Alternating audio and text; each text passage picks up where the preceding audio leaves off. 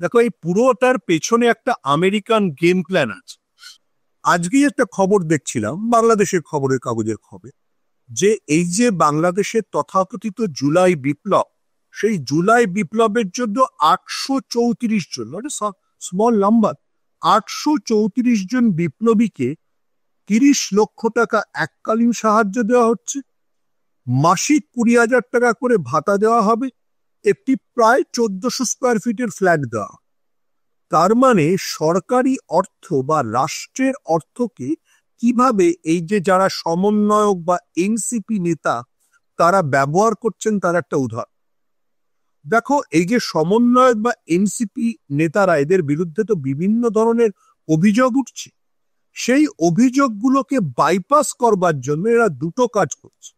এক হচ্ছে, আমরা পশ্চিমবঙ্গ, আমি নাম বলতে চাই না, বিভিন্ন লোককে বাংলাদেশে নিয়ে গিয়ে তাদের দিয়ে তথ্যচিত্র বানাচ্ছে, রাষ্ট্রের পয়সায় তাদেরকে আতিথেয়তা করে তাদেরকে জামদানি আর ইলিশ খাইয়ে কলকাতা শহরে ফিরে যেন তারা লেখে যে বাংলাদেশে সব দুর্ধর্ষ আছে, এই কাজটা করছে। যেদিন, আমি এগেন আই রিপিট, যেদিন কলকাতা শহরে সেই ডকুমেন্টারির কথা প্রচারিত হচ্ছে, সেদিনকেই আমরা দেখছি বাংলাদেশে দুজন হিন্দু সম্প্রদায়ের, মানে নরসুন্দর মানে যারা নাপিতের কাজ করেন, তাদের বিরুদ্ধে এই অভিযোগ তুলে যে তারা মুসলিম ধর্মকে অপমান করেছেন, তাদেরকে মার ধর পুলিশের হাতে তুলে দেওয়া হচ্ছে। আচ্ছা, এটা আমি সুমন ভট্টাচার্য বা তুমি পারমিতা রুদ্র বলছো? এটা বিবিসি অব্দি স্টোরি করেছে যে বাংলাদেশে এই ঘটনাগুলো ঘটছে। এটাও ঘটছে যে যারা মুক্তিযোদ্ধা, যারা দেশটাকে স্বাধীন করলো, তাদের গলায় জুতোর মালা পরিয়ে ঘোরানো হচ্ছে। তো এই সমস্ত ভিজুয়াল কি প্রমাণ করে? যে এই যে ইউনূস এবং তার বঙ্গবন্ধু তকমা কেড়ে নেওয়া হচ্ছে। হ্যাঁ হ্যাঁ, মানে ইউনূস এবং তার সাঙ্গপাঙ্গরা তথাকথিত জুলাই বিপ্লবের মাধ্যমে রাষ্ট্র ক্ষমতা দখল করেছে।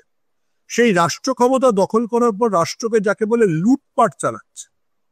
মানে এরা বলেছিল যে মুক্তিযোদ্ধাদের পরিবারদের কেন চাকরি দেওয়া হয়েছে সেই নিয়ে আন্দোলন। তাহলে ভাই, তোমরা কি এমন বড় কাজ করে ফেললে যে এককালীন 30 লক্ষ টাকা মাসিক ভাতা এবং ফ্ল্যাটের দাবিদার হয়ে গেলে? মানে তোমরাও ওই সিস্টেমটাকে ব্যবহার করে এবার নিজেদের আখের গোছাচ্ছ। ফলে যারা আখের গোছাচ্ছে ইউনূসের চারপাশে থেকে, তারা কি চট করে এই সিস্টেমটা ছেড়ে চলে যেতে চাইবে? যদি বা সিস্টেমটায় তারা বিএনপির ভাগিদারিত্বকে, বিএনপি এই মুহূর্তে প্রধান বাংলাদেশের দল, তার ভাগিদারিত্বকে মানে, তাহলে চাইবে বিএনপি অল্প কিছুদিন এই শাসন ক্ষমতা চালিয়ে আবার চলে যাক। বিএনপি নেতা সালাউদ্দিন ওই ঐক্য কমিশনের মিটিং এ যে প্রশ্নটা তুলেছেন যে আমার দল নির্বাচনে জিতছে, আমি তো ঠিক করব যে আমার দলের একজন নেতা কতদিন প্রধানমন্ত্রী থাকবেন কি থাকবেন না, তুমি ঠিক করে দেওয়ার। প্রথমত দেখো, এখানে দুটো গুরুত্বপূর্ণ প্রশ্ন আছে।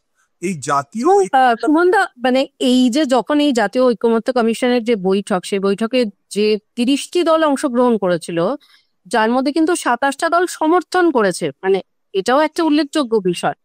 কিন্তু তার মধ্যে আরেক, হ্যাঁ, এই বাকি 27টা দল কি গুরুত্ব দিও না, তারা হচ্ছে ইউনূসের তৈরি এই তথাকথিত জুলাই বিপ্লবের সময় নেমে পড়া বিভিন্ন ছোট ছোট সংগঠন, যারা ভোটে নামলে 1% ভোট পাবে কিনা সংশয়। দেখো, এই পুরোটার পেছনে একটা আমেরিকান গেম প্ল্যান আছে। তোমায় মাথায় রাখতে হবে, আমেরিকা দীর্ঘদিন ধরে বলে আসছে যে বাংলাদেশে যে 2 পার্টি সিস্টেম চলছে, আওয়ামী লীগ বিএনপি, সেটাকে ওরা বলে পরিবারতন্ত্র, সেটাকে সরিয়ে একটা থার্ড সিস্টেমকে আনা যায় কিনা। সে কারণেই, যেহেতু এই দুটো দল পরিবারতন্ত্র, সেহেতু এই দুটো দলের থেকেই কেউ প্রধানমন্ত্রী হলে নয় সজীব ওয়াজেদ জয় অথবা তারেক রহমান হবে, তাহলে তাদেরকে কেটে দাও।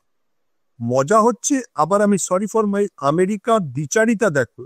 আমেরিকার নিজের দেশে বিল ক্লিন্টন দুবার থাকার পর তার স্ত্রী হিলারি ক্লিন্টন হতে আসলে সেটা পরিবারতন্ত্র হয় না, বা ডিক চেনির মেয়ে পলিটিক্সে চলে এলে সেটা পরিবারতন্ত্র হয় না।